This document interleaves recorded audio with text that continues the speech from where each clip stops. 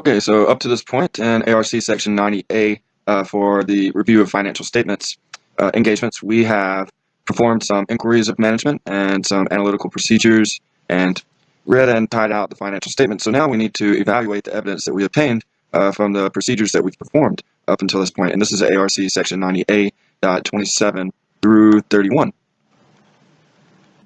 So it says here first that we should accumulate all of the uncorrected misstatements, including the inadequate disclosures that we identified when we were performing the procedures and that were brought to our attention during the performance of our review. And then we should determine whether the accumulation of those uncorrected misstatements or inadequate disclosures are material, either individually or in the aggregate, in order to determine whether any modifications should be made to the financial statements for them to be in accordance with the applicable financial reporting framework.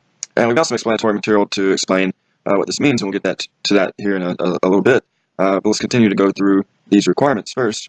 It says that also, if during the performance of our review procedures, we become aware that information coming to our attention is incorrect, incomplete, or otherwise unsatisfactory, we should do these two things. We should first request that management consider the effect of those matters on the financial statements and communicate the results on its consideration to us. And we should also consider the results communicated to us by management and whether those results indicate that the financial statements may be materially misstated. So if we get some information from management that's incorrect or incomplete or doesn't really fit our needs, then we should push it back to management and ask if they can correct it or explain it better to us to where it makes sense. And then we should consider whether the edits that they make or the new information they provide us is satisfactory. And if not, there may be material misstatements in the financial statements. And if it turns out that we do believe that the financial statements may be materially misstated, then we should perform additional procedures that we think is necessary to obtain limited assurance that there are no material modifications that should be made to the financial statements in order for them to be in accordance with the applicable financial reporting framework. And finally, we should evaluate whether we have obtained enough review evidence, enough and appropriate evidence on which to base our conclusions. And if we haven't, then we should perform other procedures that we judge to be necessary in the circumstances to be able to form a conclusion on the financial statements. So in summary, we should make sure that the information that we obtain is satisfactory and correct. And if it's not, we should keep prying management for better or more accurate information. And if there seem to be material misstatements in the information that we obtain or that we find using that information, we should perform additional procedures if we think it's necessary. And if not, we should just compile those misstatements in an accessible place where we can go back to them later.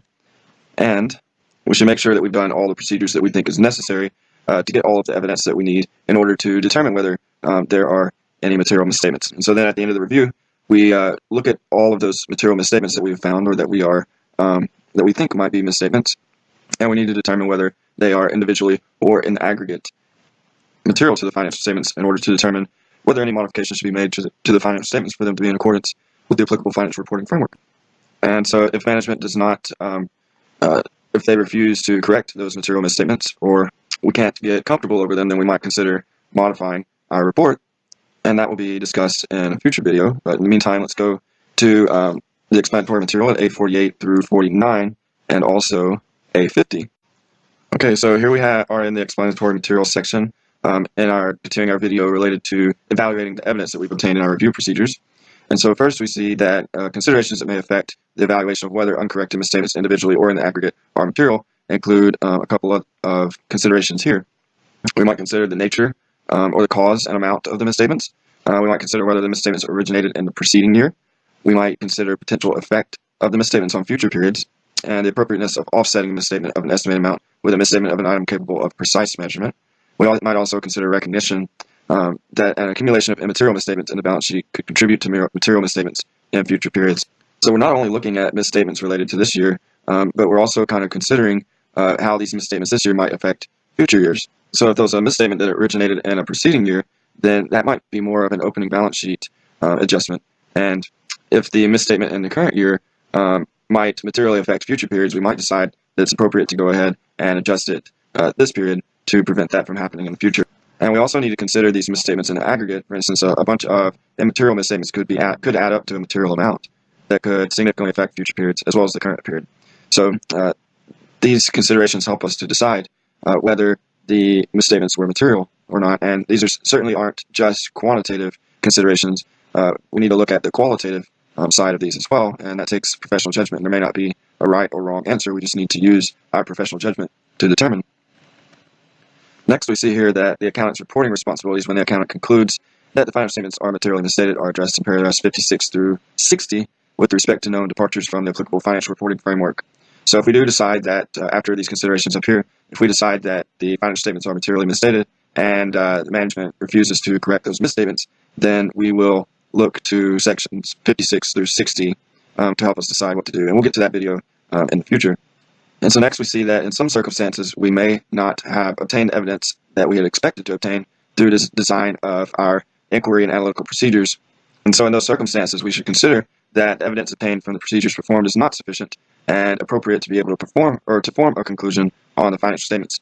And in that case we might extend the work performed or perform other procedures that we determine might be necessary in the circumstances. So we might enter into the engagement with a certain plan that we're going to ask these certain questions, and we're going to analytically look at these specific items. But once we get into actually performing the review, we might learn things that we didn't anticipate in the beginning, or the results might force us to dig a little deeper than we had been planning to.